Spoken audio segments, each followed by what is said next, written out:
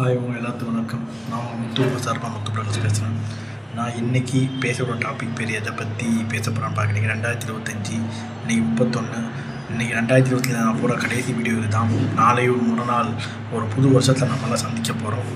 So 2025 ஒரு பேக்குன்னு பார்த்தோன்னா பல எஸ்ஐஆர், அரசியல் நிறுத்திற எஸ்ஐஆர், அகமதாபாத்தில் நடந்த விமான விபத்தில் 200 பேர் மேலே செத்து போன முதலமைச்சர் இங்கே இறந்து போனார்.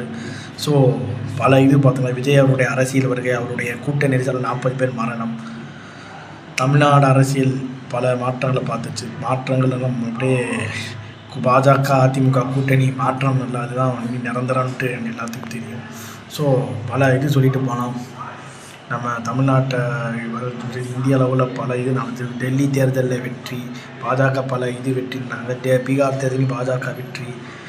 இது மாதிரியான தேர்தல் வெற்றின்றது எஸ்ஐஆர் முறையை கொண்டு வந்து அவங்க ஓட்டு மாற்றி பண்ணி வெற்றி பெற்றதாக எதிர்கட்சிகள் குற்றம் சாட்டிகிட்டு இருக்கிறாங்க. ஒரு பக்கம் தமிழ்நாட்டில் எஸ்ஐஆர் ஓட்டுடைய உரிமை என்னன்றதை நமக்கு காட்டிட்டு இருந்து. இந்த ஆண்டும் ஒரு காந்தாரா 2ன்ற ஒரு கன்னட படம் மிகப்பெரிய ஒரு வெற்றி பாதையை கொண்டு போய் 800 கோடி.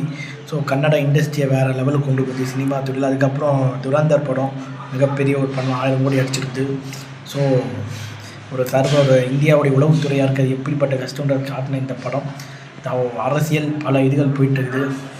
இந்த வாட்டி அரசியல், அதாவது தேசிய காந்திஜி உலக வளர்ச்சியை பேரை மாற்றி ஒரு 40% இந்திய மாநில அரசும் 60% மத்திய அரசும் கொண்டு வந்திருக்காங்க. மத்திய அரசு இதுக்கு நம்ம அதிமுகவும் சப்போர்ட் பண்ணிக்கிட்டு இருக்குது. இது ஒரு பக்கம் போயிட்டுருக்குது.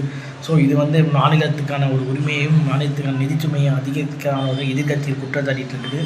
இதெல்லாம் இந்த ஆண்டு நடந்த அரசியல் நிகழ்வுகள். பல மாற்றங்கள் போயிட்டு இருக்குது. இந்தியாவுக்குரிய பொருட்களுக்கு 50% ஏற்றுமதி ட்ரம்ப் போட்டிருக்காரு. நம்ம எதுவும் ஒன்றும் பண்ணலை. நம்ம இதை பற்றி ஒன்றும் கண்டுக்காமல் போயிட்டுருக்காரு. அரசியலில் இதெல்லாம் நீங்கள் நடந்திருக்கு. 2025 பல வினோதமான நிகழ்ச்சிகள் நடந்துட்டு போயிட்டே இருக்குது. இந்த 2025 இதுதான் நடந்த ஒரு மிக முக்கியமான நிகழ்வுகள்னு சொல்லலாம். நம்ம ஒவ்வொருத்தரும் இந்த ஆண்டில் பல பல மாற்றங்களை பெறும், பல வெற்றி தோல்விகளை பார்த்துருப்போம். 2026 எப்படி இருக்க போகுதுன்னு தெரியல. தமிழ்நாடு அரசியல் சட்டசபை தேர்தல் வரப்போகுது. திமுகவா அதிமுக விஜயா, இந்த முனை போட்டி போயிட்டுருக்கு.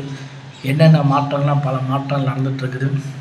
இந்த 2025 நம்ம எப்படி இருந்தோம், இந்த 2026 நம்ம ஒரு புதிய ஒரு மனிதராக வரணும்னு நம்ம ஆசைப்படுறோம்னா ரீல்ஸ் பேரில் நம்ம சில கிருமிகள் வட இந்திய ஒரு வாலிபரை தாக்குறது 2 தினங்களுக்கு முன்னே விஷயம்.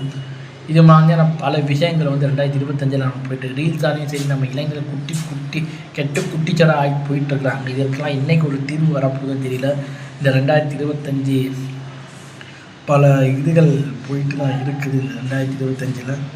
ஸோ நாய்கள் பற்றி பிரச்சனை, வங்காளதேசில் இருக்க இன பிரச்சனை இந்த 2025 நடந்திருக்கு. அதாவது வங்காளதேசில் உள்நாட்டு கலவரம்னு சொல்லலாம். எஸ்ஐஆர் மூலமாக தமிழகத்தில் இருக்கக்கூடிய பல வாக்காளர்கள் உரிமையை பதிச்சிட்டு இருக்காது மத்திய அரசுன்ட்டு எதிர்கட்சியில் வைக்கிற குற்றச்சாட்டாக இருக்குது. கிட்டத்தட்ட 1 கோடி பேர் ஓட்டை ரிமூவ் பண்ணியிருக்கு நம்ம தேர்தல் ஆணையம். இதனால் என்னென்ன விளைவுகள் வரப்போகுதுன்றதை நம்ம பார்த்துக்கிட்டே இருக்கிறோம்.